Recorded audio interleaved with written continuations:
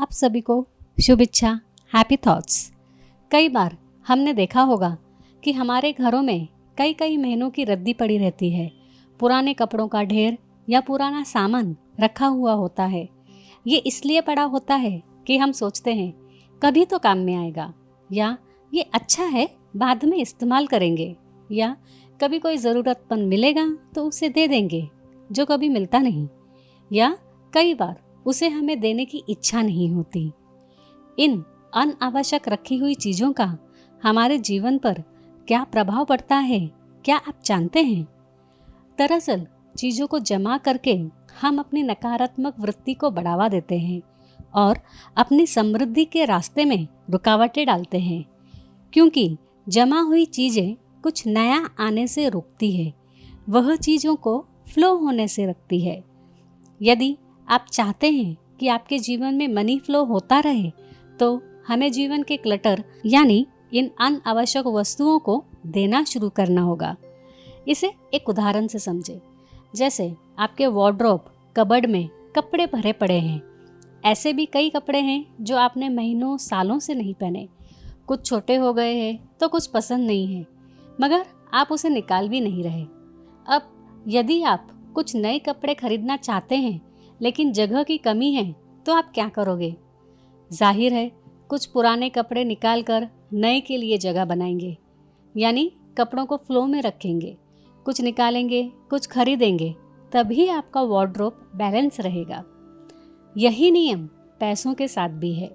Money flow होते रहना चाहिए। जो लोग पैसों को दबाते हैं, छिपाते हैं, पैसों के बारे में बिल्कुल नहीं सोच पाते, उनके जीवन में पैसों का बहाव रुक जाता है। पैसों का बहाव होना यानी सिर्फ खर्च करना नहीं है, बल्कि पैसा ऐसी जगह खर्च करना है जो विकास का कारण बने। उदाहरण, सेल्फ डेवलपमेंट या हेल्थ पर बुक खरीदना, कोई कोर्स करना जो आपके करियर और आत्मविकास में मदद करे। इसका अर्थ कोई यह भी ना सोचे कि पैसों का बहाव होना यानी जो पैसा चला गया वो वापस नहीं आएगा, बल्कि वह वापस कई गुना बढ़कर आएगा। कुदरत का यह नियम है, जो चीज़ आप देते हैं वो बढ़कर आपके पास वापस आती है, तभी मनी फ्लो की सर्किट कंप्लीट होती है। किसी भी क्षेत्र में देखोगे तो यही नियम काम कर रहा है।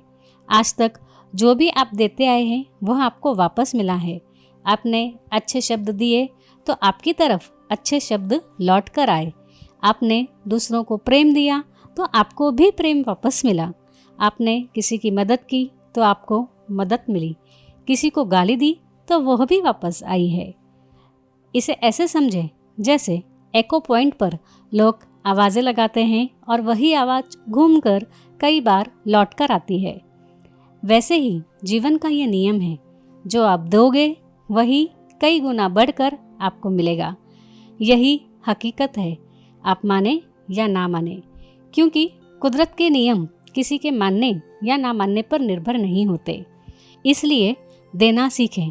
और हमारा दूसरा रहस्य यही है, लेने से मात्र गुजारा होता है और देने से विकास होता है, लाभ मिलता है।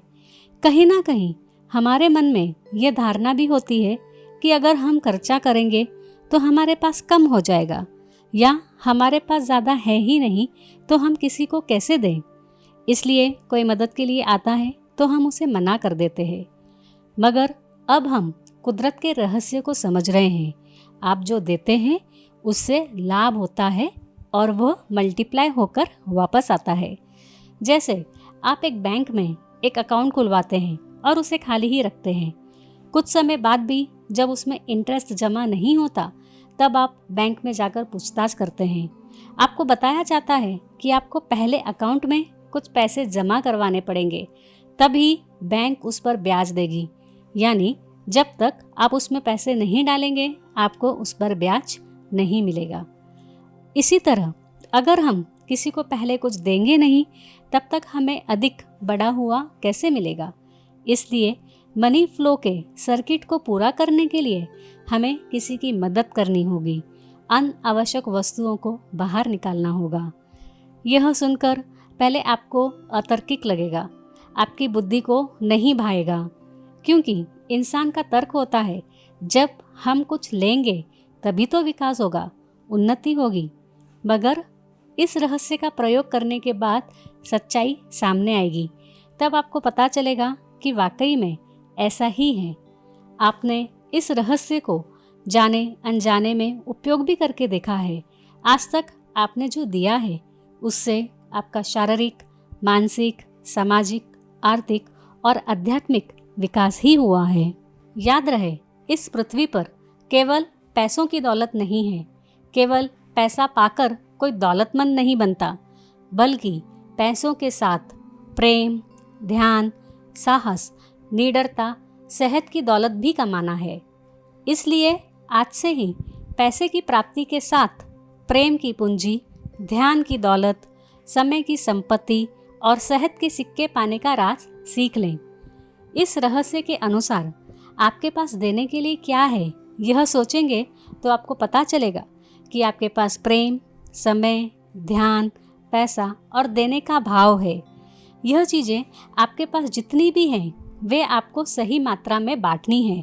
प्रकृति के द्वारा कई गुना बढ़ाकर प्राप्त करनी है, फिर बांटनी है। इस तरह समृद्धि की राह पर चलते रहना है। अगला वीडियो मिलने तक आपको भी कुछ देने की शुरुआत करनी है, जिसके लिए आपके पास कई विकल्प हैं। जैसे पहला, अनावश्यक वस्तु। हम ऐसी चीज़ें दे सकते हैं जिसकी हमें ज़रूरत नहीं है। अपने घर के क्लटर को साफ कर सकते हैं। दूसरा, दान करना। किसी संस्था या आश्रम में पैसों का दान कर सकते हैं, किसी गरीब की मदद कर सकते हैं। तीसरा, सेवा करना। पैसे नहीं दे सकते तो श्रम सेवा कर सकते हैं, किसी को खाना बंटवाने में, कहीं पहुंचवाने में मदद कर सकते हैं। चौथा, गुण बांटना। आपके पास कोई विशेष गुण है जिससे लोगों में परिवर्तन आ सकता है, तो आप उसका भी उपयोग कर सकते हैं। इनमें से यदि आप कुछ करते आए हैं तो आप उसकी मात्रा बढ़ा सकते हैं या कुछ नया विकल्प चुनकर उस पर कार्य कर सकते हैं। आप चाहें तो एक या सब विकल्प पर भी कार्य कर सकते हैं। वैसे हम में से कई सारे लोग प्रार्थना और क्षमादान तो कर ही रहे हैं, मगर अब हमें कुछ फिजिकल रूप में भी देना है। याद रहे, देते वक्त इस भाव से दे और मन में कहते हुए दे कि यह मेरे पास मल्टीप्लाई होकर आएगा, फल फूल कर लौट कर आएगा। अगले रहस्य पर फिर बात होगी। तब तक के लिए धन्यवाद। Happy thoughts.